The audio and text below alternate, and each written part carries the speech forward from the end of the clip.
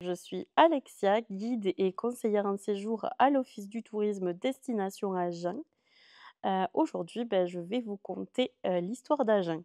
Agen, aux origines, n'était qu'un lieu de passage pour les premiers hommes. C'est sur, son éperon rocheux, aujourd'hui appelé, coteau de l'Ermitage, qu'un peuple gaulois appelé les Nitiobroges ont élevé un oppidum vers 400 avant Jésus-Christ. Le soutien aux héros gaulois Vercingétorix a fait perdre à ce peuple leur indépendance. Sa défaite face à la conquête romaine a mis fin à peu près 3 siècles de présence gauloise.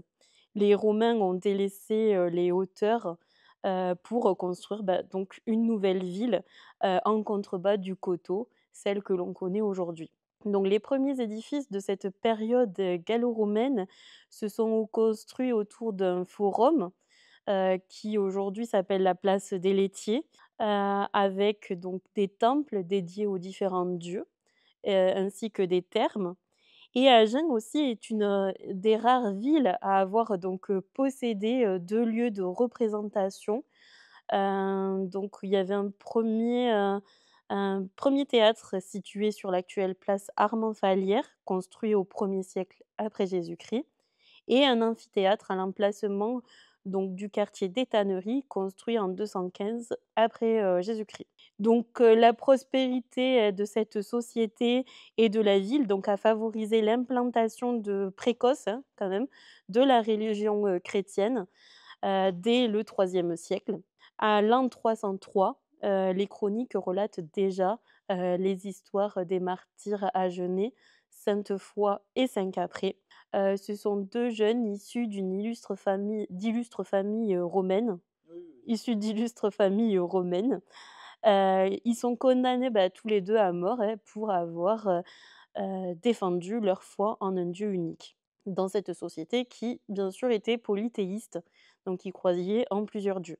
Et un culte donc a été voué à ces martyrs, ce qui a rendu la ville d'Agen assez pieuse. Les Normands et Wisigoths, du coup, déclarent bataille, hein, au peuple, installé, à Agen. Ils remontent le cours du fleuve, hein, comme ont fait les Romains, donc depuis la plaine bordelaise, avant l'an 1000. Ces invasions donc barbares, anéantissent toute la ville antique. Tous les premiers édifices religieux, comme la première basilique dédiée à Saint Capré, sera détruite. Donc face à ces invasions, la ville d'Agen, va se replier, au XIIe siècle derrière donc des remparts, qui s'agrandiront au XIVe siècle puisque, les premiers faubourgs composés de couvents et d'hôpitaux, hein, vont se construire hors de l'enceinte du XIIe. Et Agen donc va, devoir son renouveau, à l'église, puisque en fait se dressait à l'emplacement actuel du marché couvert, un édifice des plus remarquables, la cathédrale Saint-Étienne. Mais faute d'entretien, l'édifice se délabre donc et sera complètement détruit après la Révolution française. Les pierres, de cet édifice, notamment les plus belles, serviront de carrière et permettront donc de construire une cale sur la Garonne. Une grande église dédiée aux martyrs de Saint-Capré a vu le jour au XIIe siècle sur, les vestiges dont je vous parlais tout à l'heure d'une basilique citée, dès 580, par saint Grégoire de Tours.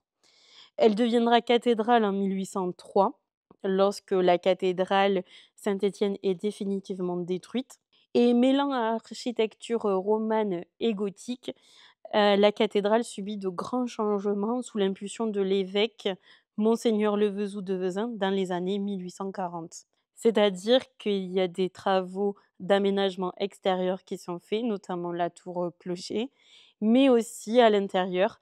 Elle renfermera, notamment de magnifiques décors peints et un orgue, le plus grand du Lot-et-Garonne. Le fleuve, malgré que capricieux, est un atout quand même majeur pour la ville et pour sa croissance. On revient un peu plus loin dans le temps. En 1189, un premier pont est construit au-dessus de la Garonne, mais sera rapidement détruit par les importantes crues. Il n'y aura pas de passage au-dessus du fleuve, donc pendant, plusieurs siècles. À la fin du XIIIe siècle, Agen, compte, 10 000 habitants, ce qui est quand même assez important. Le commerce fluvial est à son plein essor et gagne encore plus en vitalité, puisque des moulins à nef, sont positionnés, hein, le long des rives, du fleuve, hein, fournissant une farine réputée. Mais la paix à Agen ne dure pas très longtemps, hein. Les premiers hérétiques, que l'on appelle, plus communément, les cathares, sont brûlés et pas très loin des berges de la Garonne et donc suite à cela, on va avoir plusieurs, ordres mendiants, qui vont apparaître dans la ville. On peut par exemple, voir, l'installation donc des Jacobins. Les premières bastides se forment, hein, tout proche d'Agen, hein, comme Puymirol, Côte-de-Coste. C'est une ligne de défense, hein, face, à la guerre de Cent Ans, hein, qui oppose Royaume de France, et Royaume d'Angleterre. C'est une période difficile pour Agen, qui devait faire face, aux attaques, aux pillages, aux inondations, heu et aussi aux maladies, notamment la peste, hein, qui va décimer, quasiment un tiers de la population. Pour revenir un peu sur l'architecture, agenaise, la rue des Cornières est vraiment marquée par le phénomène de Bastide, dont on parlait, malgré que la ville n'en soit pas. Pendant des siècles, cette rue était le centre, commerçant par excellence, avec des boutiques, au rez-de-chaussée, se dédoublant des éventaires des marchands ambulants, qui leur permettaient, en fait, de travailler quelles que soient les conditions climatiques. Le fait d'avoir ces arcades. Bed Heureusement, un siècle plus tard, Agen se transforme et que la Garonne reste quand même un atout, majeur, un atout de taille. Les exportations, en direction des grandes villes comme Bordeaux, Toulouse, mais aussi jusqu'à l'international sont importantes. D'illustres aussi, voyageurs font, escale comme Jules César Scaliger, Michel de Nostradamus. L'arrivée de l'évêque en plus italien Matteo Bandello, permettra en fait de retrouver des édifices à l'architecture italienne, comme les 4 hôtels particuliers de style Renaissance composant, l'actuel musée des Beaux-Arts et la maison du Sénéchal proche de la rue des Cornières. Le renouveau économique d'Agen se confirme par la présence de manufactures de textiles, mais aussi de toiles à voile et les gabarres vont côtoyer sur les bords, de Garonne, les bateaux de voyageurs. Ces célèbres gabarres qui sont des barques assez grandes pour pouvoir, transporter la marchandise. La Révolution française va façonner une nouvelle ville, hein, plus ouverte, en faisant tomber les anciens remparts et en détruisant les tours, qui entouraient, hein, la ville d'Agen. La République aussi va s'installer, et construira tous les équipements nécessaires, à son fonctionnement. Le transport, sur le fleuve est quand même, de plus en plus difficile, puisque c'est un fleuve depuis sa naissance et qui est capricieux. On connaît ce terme, hein, Garonne capricieuse. On va favoriser par la construction du canal et la gare vont permettre, de fluidifier les échanges vers l'international, mais aussi au niveau national pour maintenir, une certaine économie et en plus Agen, depuis des siècles n'avait pas de pont pour traverser le fleuve. On va inaugurer, un pont de pierre et une passerelle suspendue et ce 19e siècle, va être un renouveau aussi, pour Agen avec, je le disais, ses constructions, le pont-canal, la passerelle suspendue. Sous l'impulsion des maires agenais et des grandes villes qui se modernisent, l'ancienne cathédrale Saint-Étienne, laissera place à un marché de style Baltard, représenté aujourd'hui sur la grille, du marché couvert. Le nom de Jean-Baptiste Durand aussi, marque ce siècle, puisqu'il est à l'initiative de grands changements, hein. Il imaginera 2 immenses boulevards inspirés directement du style haussmannien. Le boulevard de la République qui traversera la ville d'est en ouest et le boulevard Carnot du sud au nord. Le percement de ce second boulevard, détruira une partie de l'église Sainte-Foy, Donc ces boulevards, sont des signes de modernité et également sur le boulevard de la République, on aura un réseau moderne d'égouts, d'eau et d'éclairage au gaz, provenant notamment des usines proches du quartier du Pin, où la ville donc va s'étendre, plus tardivement, où on va voir donc les importantes industries, dans cette partie-là.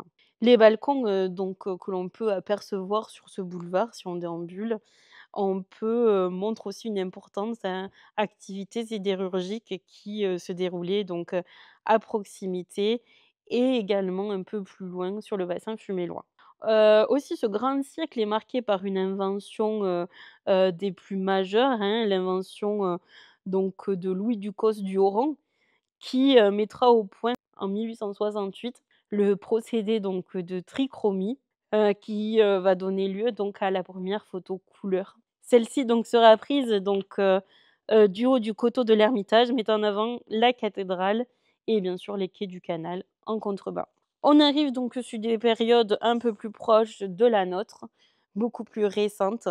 Là, on va parler donc de la guerre de 14-18, donc va mobiliser bon nombre, d'hommes agenais. On comptera notamment aussi un grand nom, un jeune rugbyman, Alfred Armandi et également sur cette période-là et au début de la guerre, le journal local appelé Le Petit Bleu du Lot-et-Garonne, qui prendra ensuite le nom du Petit Bleu d'Agen, verra le jour donc le 11 septembre 1914. Agen n'est pas épargnée non plus par la Seconde Guerre mondiale, Au début, la ville est quand même située en zone libre et accueille donc bon nombre de réfugiés, venant des départements annexés, comme, les premiers départements, le Haut-Rhin et le Bas-Rhin. Hem, les autorités allemandes occupent la ville dès, la fin, de 1942, éveillant quand même des réseaux, très actifs de résistants. Plusieurs maquis formeront autour d'Agen. À la sortie donc de la guerre, la ville se modernise sous l'impulsion, de maires, bâtisseurs qui vont donc construire de nouvelles infrastructures. C'est le cas du maire de l'époque, Pierre Esquirol. Donc l'arrivée des voitures et les années florissantes d'après-guerre vont redessiner encore une fois l'architecture agenaise. Les matériaux plus résistants, comme le béton, viendront dessiner donc les nouvelles infrastructures comme, le marché couvert ou la tour Victor Hugo, jusqu'à devenir la ville que nous connaissons aujourd'hui. Je vous invite donc à découvrir un peu plus l'histoire d'Agen au gré donc de nos visites guidées que nous, organisons, de juin à septembre.